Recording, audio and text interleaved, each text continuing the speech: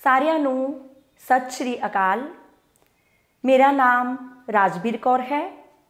ਮੈਂ ਬਾਬਾ ਨਾਮਦੇਵ ਸਰਕਾਰੀ senior secondary school ਘੁਮਾਣ ਜ਼ਿਲ੍ਹਾ ਗੁਰਦਾਸਪੁਰ ਵਿਖੇ ਬਤੌਰ ਪੰਜਾਬੀ ਅਧਿਆਪਿਕਾ ਸੇਵਾ ਨਿਭਾ ਰਹੀ ਹਾਂ। ਅੱਜ ਦੀ ਇਸ ਵੀਡੀਓ ਦੇ ਵਿੱਚ ਅਸੀਂ 6ਵੇਂ ਸ਼ਬਦ ਭੇਦ ਸੰਬੰਧਕ ਦੇ ਬਾਰੇ ਗੱਲਬਾਤ ਕਰਾਂਗੇ। ਸੋ ਸਾਡਾ ਅੱਜ ਦਾ ਵਿਸ਼ਾ ਹੈ ਸੰਬੰਧਕ। ਸੰਬੰਧਕ ਕੀ ਹੈ?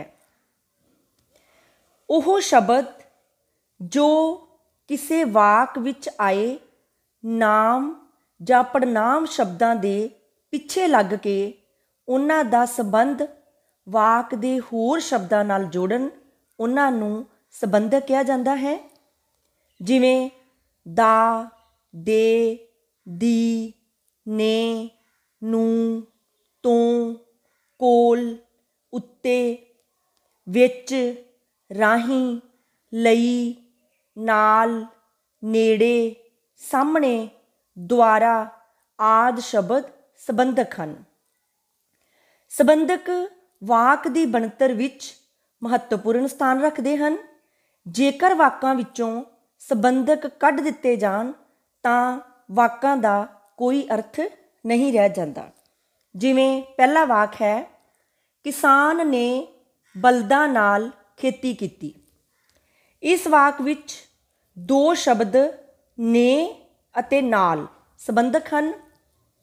ਪਰ ਜੇਕਰ ਵਾਕ ਵਿੱਚੋਂ ਸੰਬੰਧਕ ਹਟਾ ਦਿੱਤਾ ਜਾਵੇ ਤਾਂ ਵਾਕ ਬਣ ਜਾਂਦਾ ਹੈ, ਕਿਸਾਨ ਬਲਦਾਂ ਖੇਤੀ ਕੀਤੀ।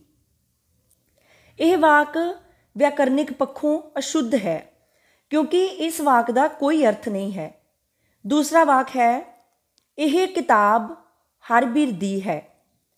ਇਸ ਵਾਕ ਵਿੱਚ ਦੀ ਸੰਬੰਧਕ ਹੈ, ਪਰ ਜੇਕਰ ਵਾਕ ਵਿੱਚੋਂ ਸੰਬੰਧਕ ਹਟਾ ਦਿੱਤਾ ਜਾਵੇ ਤਾਂ ਵਾਕ ਬਣ ਜਾਂਦਾ ਹੈ, ਇਹ ਕਿਤਾਬ ਹਰਬੀਰ ਹੈ। ਇਸ ਤਰ੍ਹਾਂ ਸੰਬੰਧਕ ਹਟਾਉਣ ਨਾਲ ਵਾਕ ਦੇ ਅਰਥ ਹੀ ਬਦਲ ਜਾਂਦੇ ਹਨ। ਵਾਕ ਵਿੱਚ ਸੰਬੰਧਕ ਲੱਗਣ ਨਾਲ ਜਾਨ ਪੈਂਦੀ ਹੈ। ਭਾਵੇਂ ਕਿ ਸੰਬੰਧਕ ਸ਼ਬਦ ਦਾ ਆਪਣਾ ਕੋਈ ਅਰਥ ਨਹੀਂ ਹੈ, ਪਰ ਵਾਕ ਅਰਥ ਭਰਪੂਰ ਉਦੋਂ ਹੀ ਬਣਦਾ ਹੈ ਜਦੋਂ ਉਸ ਵਿੱਚ ਸੰਬੰਧਕ ਦੀ ਵਰਤੋਂ ਕੀਤੀ ਗਈ ਹੋਵੇ। ਇਸ ਤਰ੍ਹਾਂ ਵਾਕ ਵਿੱਚ ਸੰਬੰਧਕ ਦੀ ਬਹੁਤ ਜ਼ਿਆਦਾ ਮਹਾਨਤਾ ਹੈ। ਸੰਬੰਧਕ ਦੀਆਂ ਬਹੁਤ ਸਾਰੀਆਂ ਵਿਸ਼ੇਸ਼ਤਾਵਾਂ ਹਨ। ਸੰਬੰਧਕ ਦੀ ਮੁੱਖ ਵਿਸ਼ੇਸ਼ਤਾ ਇਹ ਹੈ ਕਿ ਪੰਜਾਬੀ ਭਾਸ਼ਾ ਵਿੱਚ ਸੰਬੰਧਕ ਸ਼ਬਦ ਆਮ ਤੌਰ 'ਤੇ ਨਾਮ ਜਾਂ ਪੜਨਾਮ ਸ਼ਬਦ ਤੋਂ ਪਿੱਛੋਂ ਆਉਂਦੇ ਹਨ। ਜਿਵੇਂ ਪਹਿਲਾ ਵਾਕ ਹੈ, ਬੱਚੇ ਗੱਡੀ ਵਿੱਚ ਬੈਠੇ ਹਨ।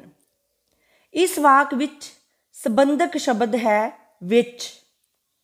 ਗੱਡੀ ਸ਼ਬਦ ਨਾਮ ਹੈ ਅਤੇ ਵਿੱਚ ਸ਼ਬਦ ਸੰਬੰਧਕ ਹੈ।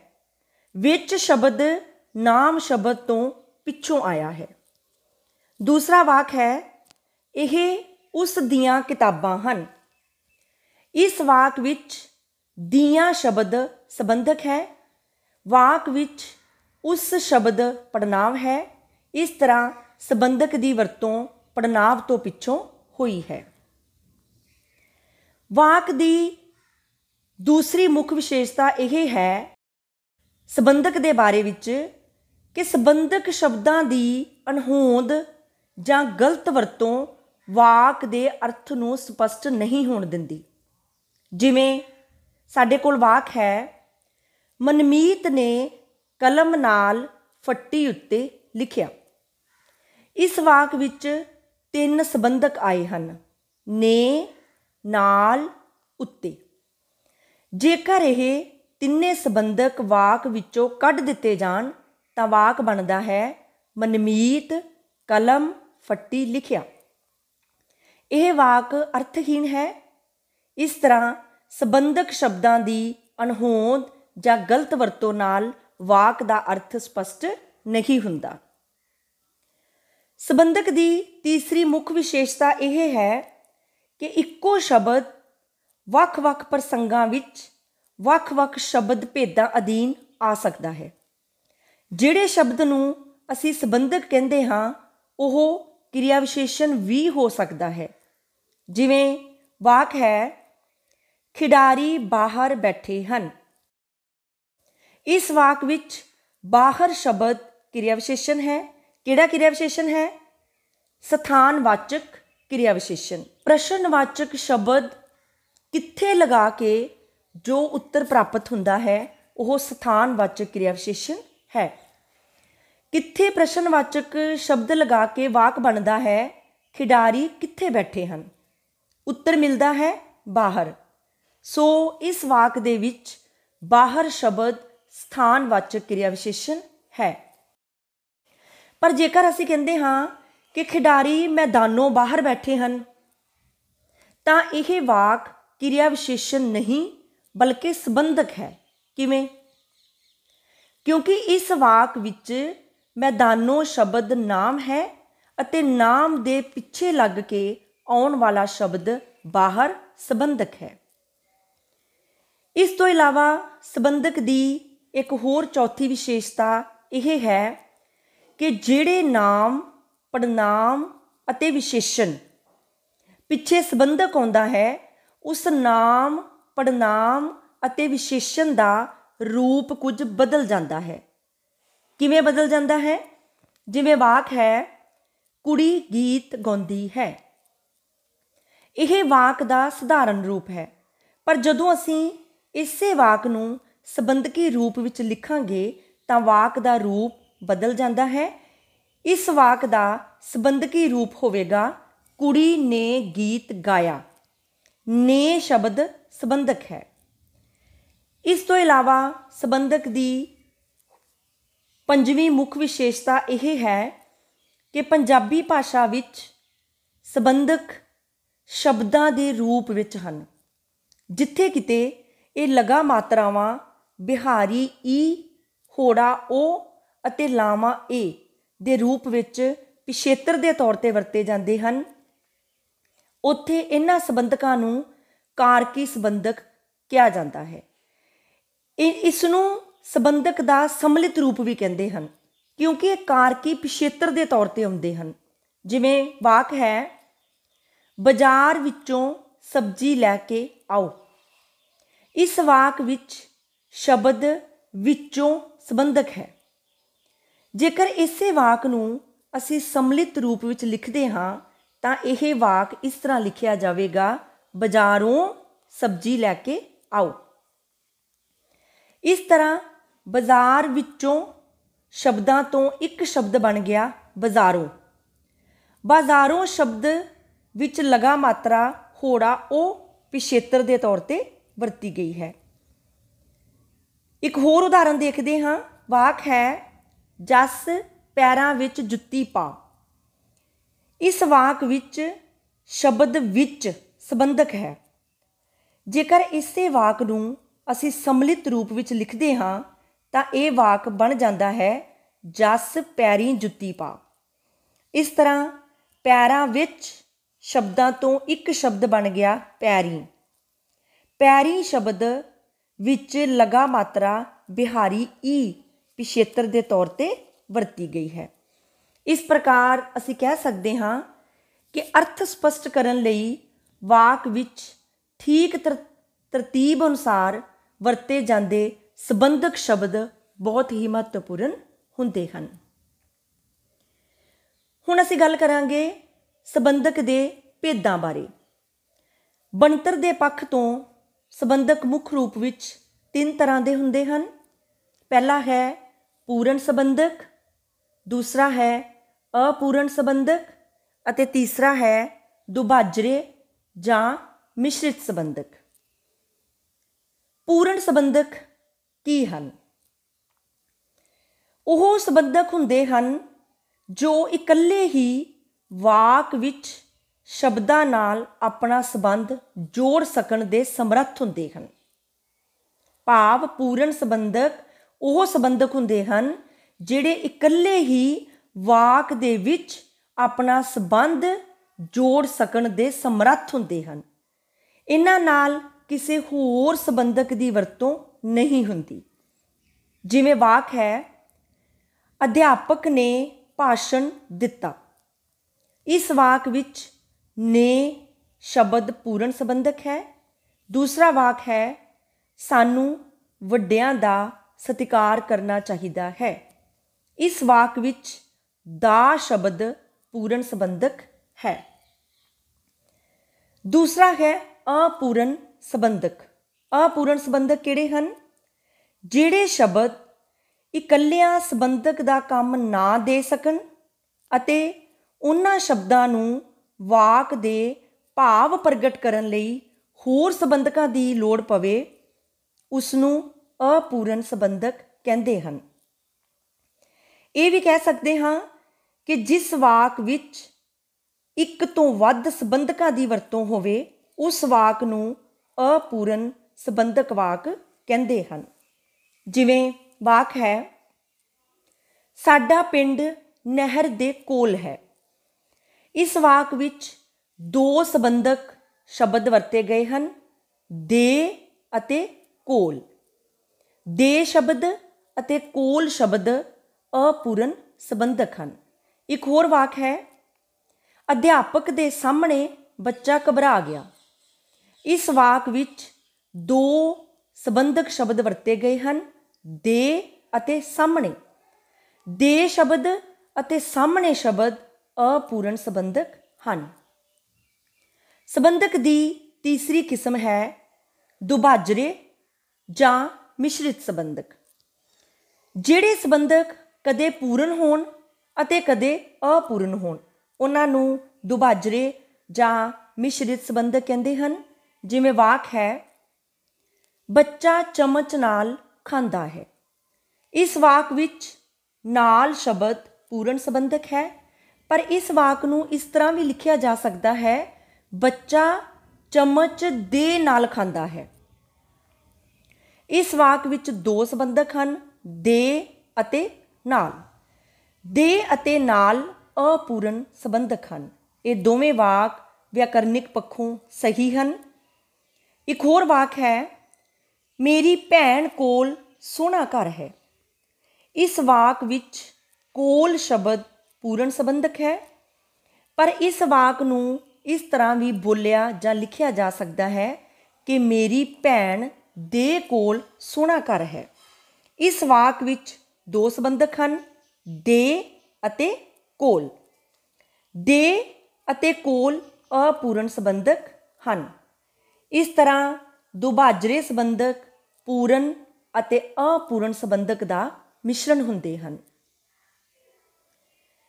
ਰੂਪ ਦੇ ਪੱਖ ਤੋਂ ਪੰਜਾਬੀ ਸੰਬੰਧਕਾਂ ਨੂੰ ਦੋ ਭਾਗਾਂ ਵਿੱਚ ਵੰਡਿਆ ਜਾਂਦਾ ਹੈ। ਪਹਿਲਾ ਹੈ ਵਿਕਾਰੀ ਸੰਬੰਧਕ ਅਤੇ ਦੂਸਰਾ ਹੈ ਅਵਿਕਾਰੀ ਸੰਬੰਧਕ। ਵਿਕਾਰੀ ਸੰਬੰਧਕ ਕੀ ਹੁੰਦੇ ਹਨ? ਉਹ ਸੰਬੰਧਕ ਜਿਨ੍ਹਾਂ ਦੇ ਰੂਪ ਵਿੱਚ ਤਬਦੀਲੀ ਆ ਜਾਂਦੀ ਹੈ, ਪਰਿਵਰਤਨ ਹੋ ਜਾਂਦਾ ਹੈ, ਜਿਨ੍ਹਾਂ ਦਾ ਰੂਪ ਬਦਲ ਜਾਂਦਾ ਹੈ, ਉਸ ਨੂੰ ਵਿਕਾਰੀ ਸੰਬੰਧਕ ਕਹਿੰਦੇ ਹਨ। ਜਾਂ ਇੰਜ ਕਹਿ ਸਕਦੇ ਹਾਂ ਕਿ ਜਿਹੜੇ ਸੰਬੰਧਕ ਸ਼ਬਦ, ਲਿੰਗ, ਵਚਨ ਅਤੇ ਕਾਰਕ ਦੇ ਆਧਾਰ 'ਤੇ ਆਪਣਾ ਰੂਪ ਬਦਲ ਲੈਂਦੇ ਹਨ, ਉਸ ਨੂੰ ਵਿਕਾਰੀ ਸੰਬੰਧਕ ਕਹਿੰਦੇ ਹਨ। ਜਿਵੇਂ ਦਾ, ਦੇ, ਦੀ, ਦੀਆਂ, ਕੋਲ, ਨਾਲ, ਵਿੱਚ, ਪਾਸ, ਨੇੜੇ, ਸਾਹਮਣੇ ਆਦਿ ਸ਼ਬਦ ਵਿਕਾਰੀ ਸੰਬੰਧਕ ਹਨ। ਜਿਵੇਂ ਉਦਾਹਰਨ ਹੈ ਉਸ ਦਾ ਮੁੰਡਾ, ਉਸ ਦੇ ਮੁੰਡੇ। ਦਾ ਤੋਂ ਦੇ ਵਚਨ ਦੇ ਆਧਾਰ 'ਤੇ ਪਰਿਵਰਤਨ ਹੈ। ਉਸ ਦਾ ਮੁੰਡਾ ਇੱਕ ਵਚਨ ਹੈ ਅਤੇ ਇਸ ਦਾ ਬਹੁਵਚਨ ਬਣ ਗਿਆ ਉਸ ਦੇ ਮੁੰਡੇ। ਦੂਸਰਾ ਹੈ ਉਸ ਦੀ ਕੁੜੀ, ਉਸ ਦੀਆਂ ਕੁੜੀਆਂ। ਦੀ ਤੋਂ ਬਣ ਗਿਆ ਦੀਆਂ। ਵਚਨ ਦੇ ਆਧਾਰ 'ਤੇ ਪਰਿਵਰਤਨ, ਉਸ ਦੀ ਕੁੜੀ ਇੱਕ ਵਚਨ ਹੈ ਅਤੇ ਇਸ ਦਾ ਬਹੁਵਚਨ ਬਣ ਗਿਆ ਉਸ ਦੀਆਂ ਕੁੜੀਆਂ। ਅੱਗੇ ਹੈ ਵੀਰਾਂ ਦੀਆਂ ਭੈਣਾਂ। ਇਹ ਤੋਂ ਬਣ ਗਿਆ ਭੈਣਾਂ ਦਿਆਂ ਵੀਰਾਂ। ਦੀਆਂ ਤੋਂ ਦਿਆਂ। ਇਹ ਲਿੰਗ ਦੇ ਆਧਾਰ 'ਤੇ ਪਰਿਵਰਤਨ ਹੈ। ਇਸ ਤਰ੍ਹਾਂ ਇਹ ਵਿਕਾਰੀ ਸੰਬੰਧਕ ਹਨ ਜੋ ਆਪਣਾ ਰੂਪ ਬਦਲ ਲੈਂਦੇ ਹਨ। रूप के आधार ते संबंधक की दूसरी किस्म है अविकारी संबंधक। अविकारी संबंधक वो संबंधक हुंदे हन जिन्हां संबंधकां दे रूप स्थिर रहिंदे हन, बदलते नहीं हन। जिन्हां दे रूप विच कोई परिवर्तन नहीं हुंदा उन्हां नूं अविकारी संबंधक कहंदे हन। जिवें ने, नूं, तों, राहीं, लई, द्वारा, वास्ते आदि शब्द अविकारी संबंधक हन। जिवें वाक है राजे ने दान दिता। इस वाक विच राजा शब्द पुल्लिंग है। दूसरा वाक है राणी ने दान दिता। इस वाक विच राणी शब्द स्त्रीलिंग है। पर दोहां वाकां विच लिंग शब्द तो बाद ने संबंधक की वरतों हुई है। ने संबंधक अविकारी संबंधक है क्योंकि इसने लिंग के अनुसार अपना रूप नहीं बदलिया। एक होर उदाहरण है, वाक है कुड़ी ने सवाल हल किया। इस वाक विच स्त्रीलिंग शब्द कुड़ी है जो कि एक वचन है। दूसरा वाक है कुड़ियां ने सवाल हल किते। इस वाक विच स्त्रीलिंग शब्द कुड़ियां है जो कि बहुवचन है। पर दोहां वाकां विच एक वचन अते बहुवचन शब्द तो बाद ने संबंधक की वरतों हुई है। संबंधक ने अविकारी संबंधक है। क्यों? क्योंकि इसने वचन के आधार ते अपना रूप नहीं बदलिया। हुण असीं संबंधक बारे अभ्यास के तौर ते कुछ प्रश्न अते उन्हां प्रश्नां दे उत्तर देखांगे। पहला प्रश्न है संबंधक तो की भाव है।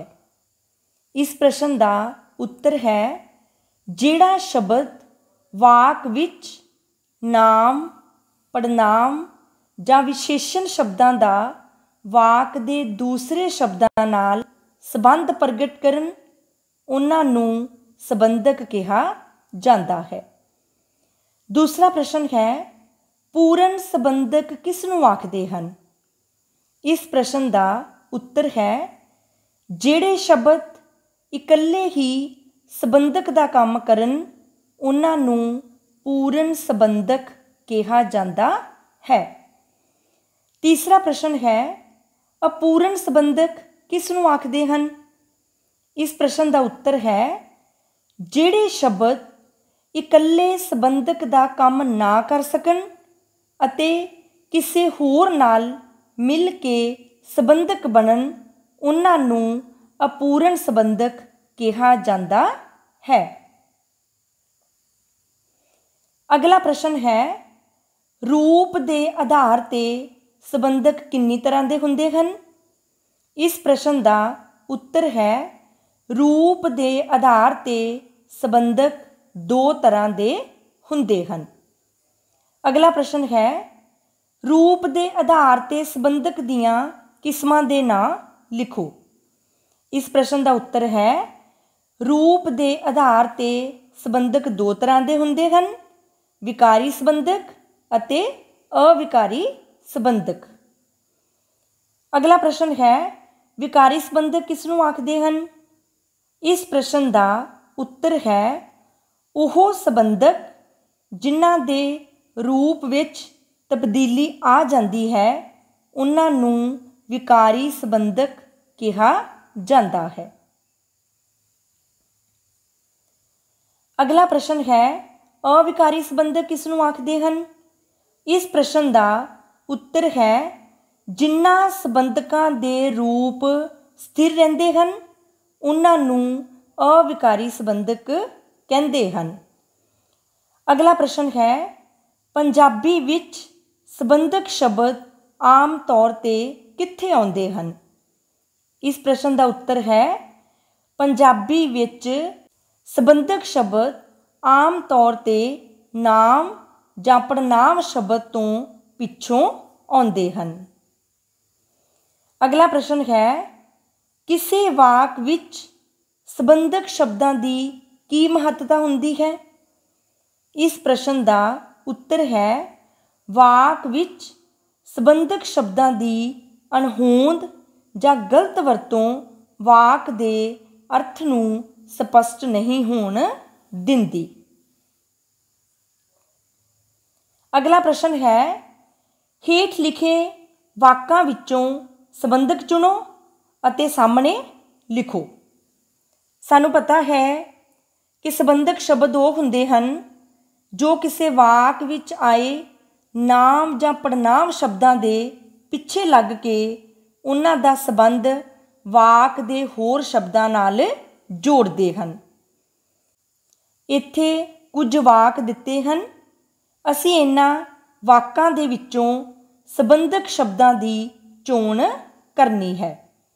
जिवें वाक हन ओह कार विच बैठे हन, ओह साडे घर दे नेड़े ही रहिंदा है, ओह कार राहीं चंडीगढ़ गया है, मैं तुहाडे सामने दी लंघ गया, यह पैन राम दा है, सोहन दी मੱਝ काले रंग दी है, गायत्री कोल एक कैमरा है, गीतां दे वाल बहुत लंबे हन। यह कुछ वाक हन। हुण असीं इन्हां वाकां दे विचों संबंधक शब्दां दी चोण करांगे।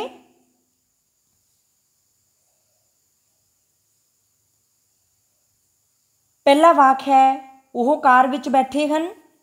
इस वाक विच शब्द संबंधक है। अगला वाक है ओह साडे घर दे नेड़े ही रहिंदा है। इस वाक दे विच दे अते नेड़े शब्द संबंधक हन। अगला वाक है ओह कार राहीं चंडीगढ़ गया है। इस वाक दे विच राहीं शब्द संबंधक है। अगला वाक है मैं तुहाडे सामने दी लंघ गया।